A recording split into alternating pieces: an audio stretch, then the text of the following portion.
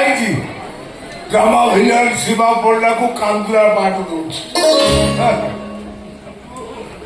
ମୁଁ କରିବି ନା ସେ ଦୋଇଦେରି ବଣ୍ଡା ବାହା ହଉଛି ନାଟକର କାନ୍ଦୁରା ବଡ ଭାଇ ଖାଲି କାନ୍ଦିବି ସବୁ ଶିଖିବ ଠିକ ଆଜି ସିଧା ଯିବି ସିଧା କହିବି ଭିଲିଆନ ରୋଲ ଦବ ଯଦି ଦିଅ ନହେଲେ ମୋ ଆଶା ଛାଡ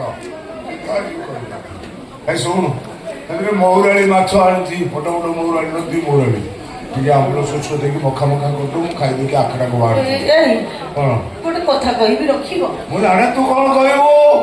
ତୋର ସେଇ ଗୋଟିଏ କଥା ମୋ ପୁଅ 2 ମାସ ହେଲା ଗଲାଣି କୋଉଠି ଅଛି କେମିତି ଅଛି ଭଲରେ ଅଛି ନା ମନ୍ଦରେ ଅଛି ତୋର ସବୁ ପ୍ରଶ୍ନର ଉତ୍ତର ଗୋଟା ଯୋଉ ପୁଅ ମାନେ ବାପା ମା ଆଖିରେ ଲୁହ ଦିଅନ୍ତି ସେମାନେ କେବେ ଶାନ୍ତିରେ ରହିପାରିବେ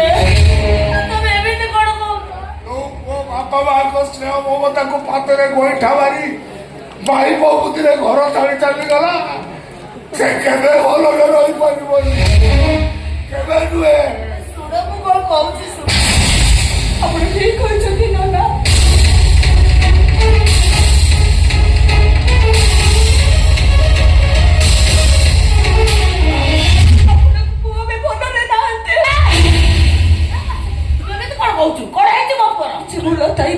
ଲୋକେ ମନର ଶାସ୍ତି ଭୋଗୁଛନ୍ତି ଆପଣଙ୍କ ପୁଅ ଯନ୍ତ୍ରଣାରେ ଚରମ ସୀମାରେ ଥାଇ କଷ୍ଟ ସହି ସହି ନିର୍ବାକ ମାରି ଯାଇଛନ୍ତି ଆପଣଙ୍କ ପୁଅ ଅଧର୍ମର ମହିଷାସୁର ସହ ଲଢ଼େଇ କରି ଧର୍ମ ବଳରେ ମୃତ୍ୟୁକୁ ବାରମ୍ବାର ପରାହତ କରି ଜୀବନର ସରସଜ୍ଜାରେ ଶୟନ କରିଛନ୍ତି ଆପଣଙ୍କ ପୁଅ ସିଧା ସିଧା କଣ ହେଇଛି ମୋ ପୁଅ ଆମେ ଦିନ ମାର୍କେଟ ଯାଇଥିଲୁ ହଠାତ୍ ଦିନ ବାଘ ମୁଖା ପିଟା ଲୋକ ଗାଡିରେ ଓହ୍ଲେଇ ପଡିଲେ ଆମେ କିଛି ବୁଝିବା ପୂର୍ବରୁ ସେ ସବୁ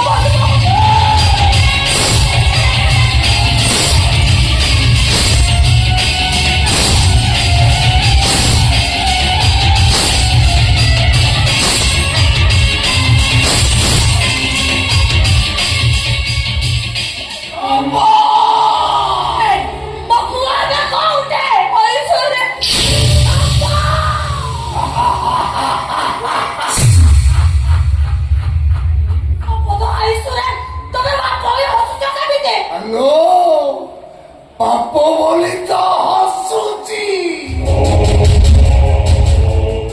ତତେ କଣ କହୁଥିଲି ଯୋଉ ପୁଅ ବାପ ମା ଆଖିରେ ନ ଦେଲା ସେ କେବେ ଶାନ୍ତିରେ ରହିପାରିବନି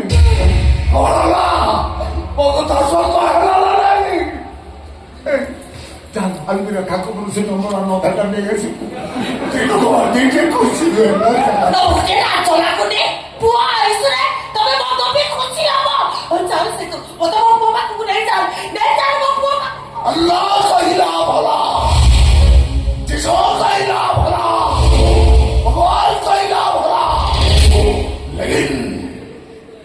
शिवा बंडा कहिला बुरा ଯାତ୍ରା ଡାଇଲଗ ବନ୍ଦ କରି ମୋ ସହିତ ମେଡିକାଲ କୁ ଆସ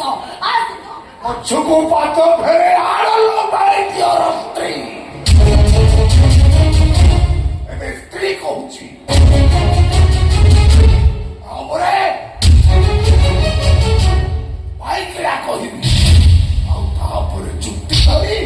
ମ୍ୟାଚ୍ ଷ୍ଟେଜରୁ ଘୋଷାଡ଼ି ନେଇ ଗ୍ରୀନ୍ ରୁମ୍ରେ ମାରିଦବ ତ ମାରୁ ଜୀବନରୁ ମାରିଦବ ତ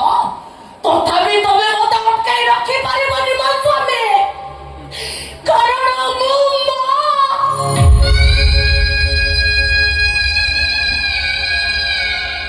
ଗୋଟାଏ ମା ହେଲା ପିଲା ତାରି ସାତା ପିଲା ସହିତ ଯୋଡ଼ା ହେଇଥାଏ ଛୁଆ ପଦରେ ଫଟା ଫୁଟିଲେ ମା ସାଥିଟା ଲୁହାଣ ହେଇଯାଏ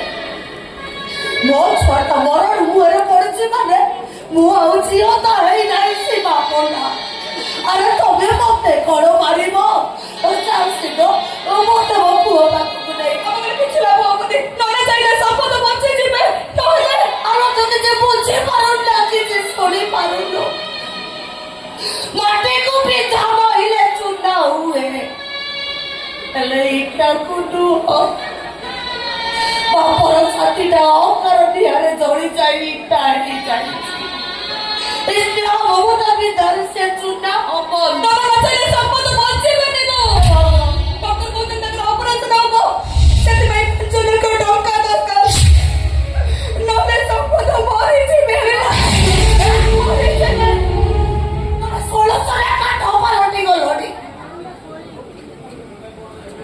ବାହାଘର 8 ବର୍ଷ ଯାଏ ପିଲା ହଉନଥିଲେ।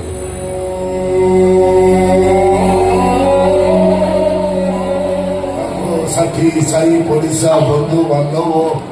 କିଏ କେତେ ଟାଇଟା ପରା କରୁଥିଲେ। କହୁଥିଲେ ଶିବା ତୁ ଆଉ ଗୋଟେ ବାହା ହ।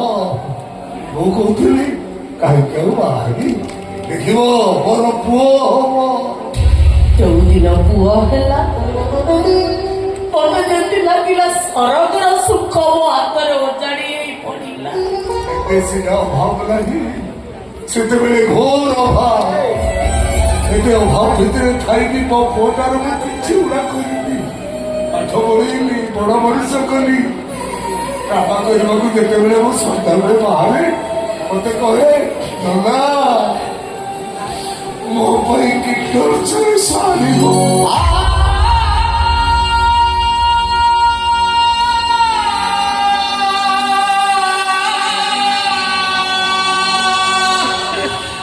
ଗ୍ରାମବାଲା ଯୋଉ ଟିଫିନ ପଇସା ଦିଅନ୍ତି